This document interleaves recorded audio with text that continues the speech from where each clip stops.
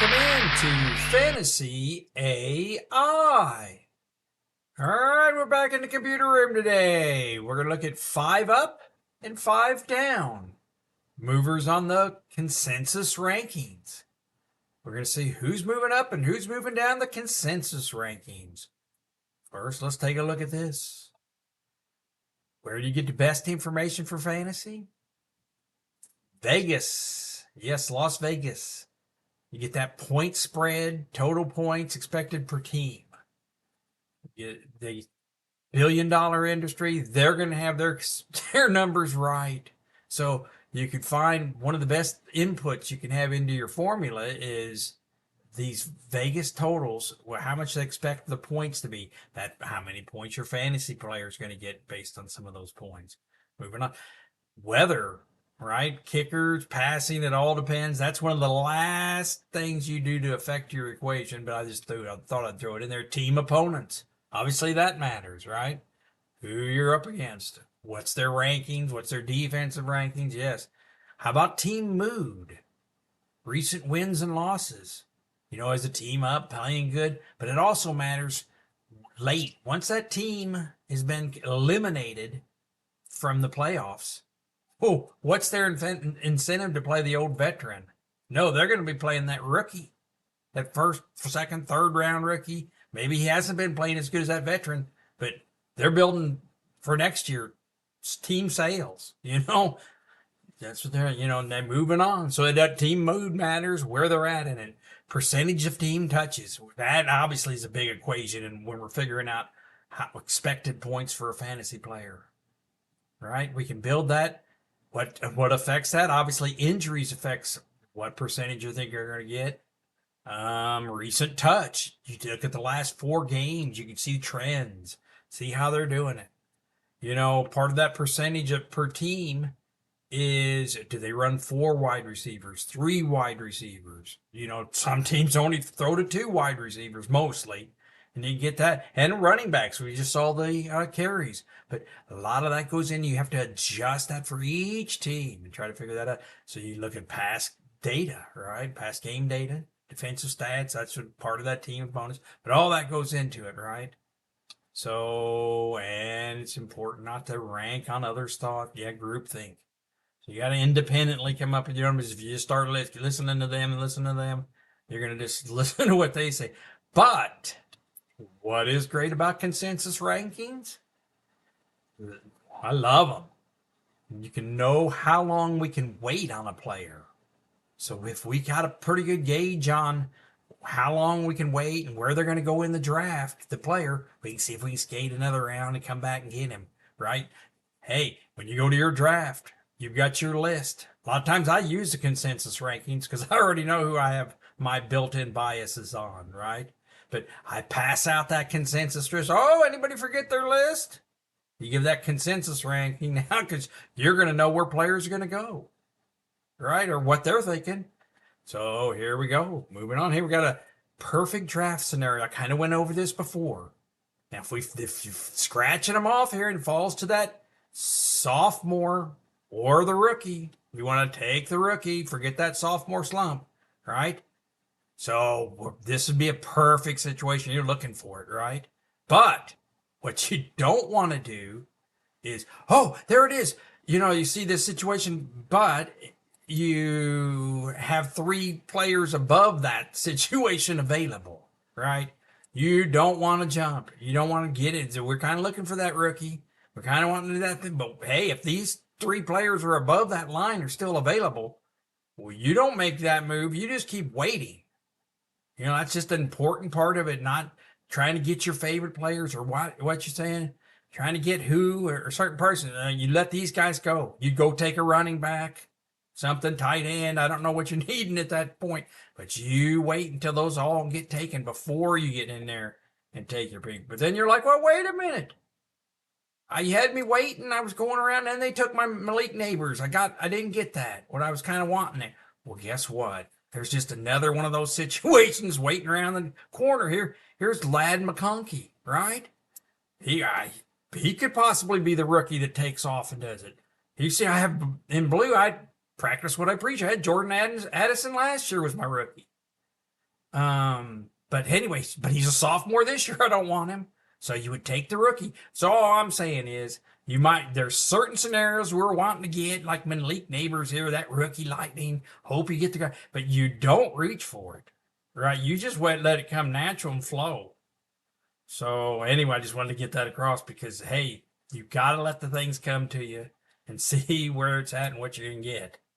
Anyway, so part of building this, each week I get the players' rankings down and I can find out who moved the most. So let's take a look. 5 up, 5 down.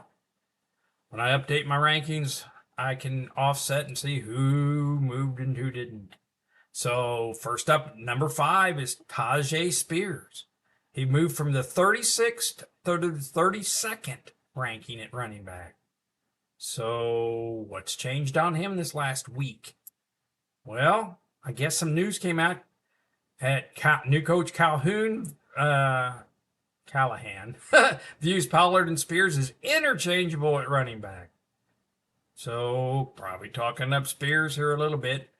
You know, why wouldn't we? Just look at this. He had 453 yards, 385, and you know Derrick Henry was the lead last year, but he got in some action last year, so maybe no one's really that high on Pollard after last year, I don't think.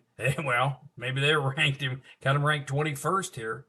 So I don't know. Here we've got the run schedule at 27th in Tennessee there. Now, I'm not too excited there. The lead back list, Tennessee doesn't matter because we got a new coach in there. So moving on, that was Tyjae Spears. Vidal comes in here from the Chargers. I can't wait for preseason to get the proper pronunciation on all these players and know who will be where, and see some game action. Aren't we all ready for some game action? But the Chargers have the 4th easiest run schedule, huh? And we have Gus Edwards there is ranked 33rd right now. So he's the presumed lead back. So it looks like they moved this guy from 58 to 53 on their ranking. So it showed up as a 5-spot move. So he was one of the biggest movers. Dobbins, we don't know how long. Is he still hurt? When's he gonna be ready? That Achilles is tough. Spiller, they got on this bench here. Maybe this 3rd down role for him. He got good pass blocking. But it's really just a utility move to move him up to 53. I guess part of that is, hey, that Gus Edwards there, they got him as 33rd. I kind of like that. 4th run schedule. They're going to run. Hey, that is not putting a big investment into a possible number 1 running back. But the Gus Edwards there. Anyway, moving on. Chris Godwin comes in at number 3. What's up with Chris Godwin? Well, he's in a contract year. He moved from 37 to 31, it looks like, on spots. So that's 6 spots. Contract year. Oh, I guess the news came out that they were moving him back to the slot this year. He's going to play slot receiver in his contract year. They also said in some of those articles today he was still recovering last year from his ACL. He did have 1,000 yards right there. You see, Mike Evans kind of took over that job, or was getting most of the action anyway. The Baker Mayfield throw it up and hope Mike Evans comes down with it was working. Says he's back to normal a little bit. Wide receivers scheduled 28th. So we'll go over that. I don't know. With the 28th wide receiver schedule, and there's no reason we'd be reaching for Chris Godwin or anything with Mike Evans there. And I think that, like I said, some of the little glitter might come off of Baker Mayfield this year. Reality set in, but anyway, no sense to rush in on Chris Godwin. Moving on, Marquise Brown comes in at number 2. Moved from 41 to 34. What's that, 7 spots? What's going on with him? Any news? Well, they've got the 27th hardest wide receiver schedule. I don't like that. I guess the news is that's made probably this move and adjustment was this Aaron Ladd of KSHB reported that Brown and Mahomes have been developing chemistry early on in OTAs. I guess the rankers, the consensus rankers, took a look and said, well, wait a minute, Rice has got some problems here. And this Worthy, the rookie, fast speed guy, tweaked his hamstring a little bit early on in OTA, so maybe he won't be quite ready as much. So that's probably some of the move behind Marquise Brown moving up. So keeping up with some of the movers. And the biggest mover this week is Tyrone Tracy. Went from 57th to 44th in the consensus rankings. What's that, 13 spots? So a little bit about him. 166th pick in the draft. All right. Coming in at running back. 146 career carries in college.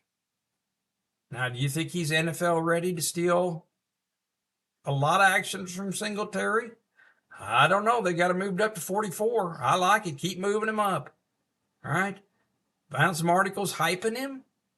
You know, saying, oh, he might be the steal of the draft and all that. Hey, I still like Singletary. One of my favorite sleepers here. Right? Got a good schedule. Giants are at 8, number 8 on the lead back. What I mean by that is if you haven't seen it, go back the last video. They give their lead back. A lot of carries. They're the 8th best team at it. Not committee. We don't like those committees. And the Giants have the number 10 on run schedule. Well, that's doing pretty good there too. So we kind of like that. So, hey, my guy, I hope they keep moving this Tracy up. Unproven, 146 college career. Yeah, keep hyping him up, and I'll take Singletary. Maybe you can even lower him a little bit with that number 8 or number 10 schedule. So anyway, next up, I won't go too much in David Montgomery. Last 2 videos seem to have been saying how much I like him. They moved him from 17 to 20. I love it. Keep moving him down. Let's not forget, last year, Montgomery had averaged 13.8. He gets a touchdown a game. He's the Detroit touchdown back. Joe Mixon got 12.6 a game. Full point under that. Breece Hall, everyone's number 2, got averaged 12.6 a game. Montgomery was getting a touchdown a game. Is he so special? Well, was it Jamal Williams got 17 the year before? Detroit's offense is special. Unless something slows down the Detroit offense, it's the touchdown back there is getting some touchdowns because guess what? Goff isn't running any of them in.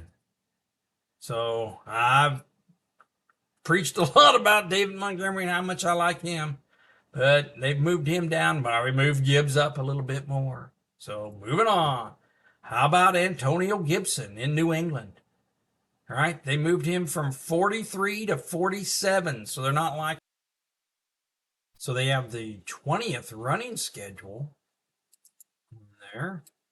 Oh, their quarterback's Drake May. I had that wrong in the last video. Thanks for the correction. New England's quarterback is Drake May. I'm not too excited about New England either way. Ramondre Stevenson is 25th there. So this probably isn't that big a deal. They're moving Gibson 4 spots down. Moving on. Javonte Williams in Denver. All right, what's going on there he moved from the 26th to the 30th. Well, the run schedule looks good there. You know, but maybe they watched my last video and saw that they're number 28 on the lead back. Too much committee going on there, right, in Denver. We don't like those committees. And keep bumping him down. I mean, 30, keep dropping a little bit. My excitement goes up as further he drops. But he dropped 4 spots. But I mean, with that easy schedule and what else they got going there, he might be interesting. And next up at the number 2 mover, went from 33, dropped to 38, is Brian Robinson Jr. All right, you got Austin Eckler. at number 34 there. They've got this Brian Robinson at 38.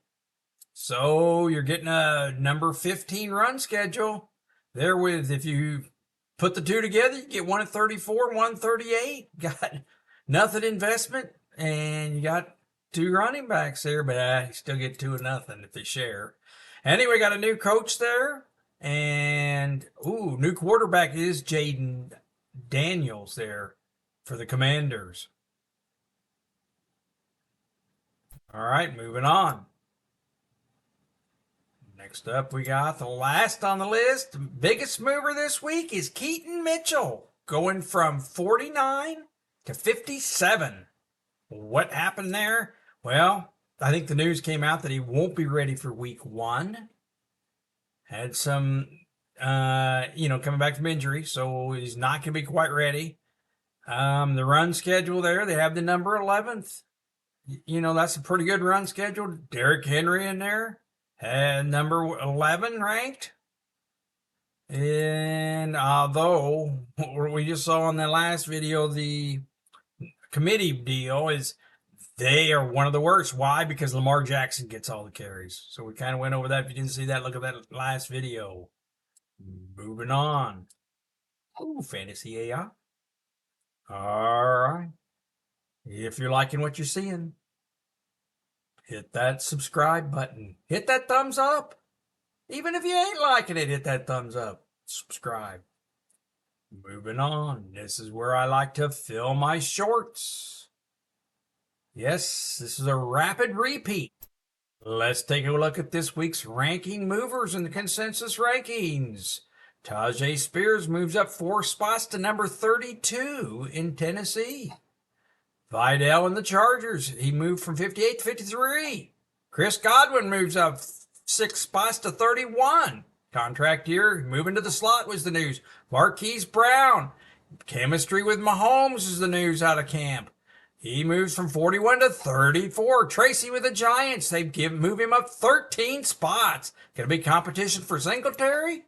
David Montgomery, they moving him down 3 spots in Detroit. Gibson, they're moving him down 4 spots for New England. No real news there. Javonte Williams, moving him 4 spots down. Just in their running back rankings. And Brian Robinson drops 5 spots to 38. And Keaton Mitchell, not going to be ready for the start of the season. They're moving him down to 50.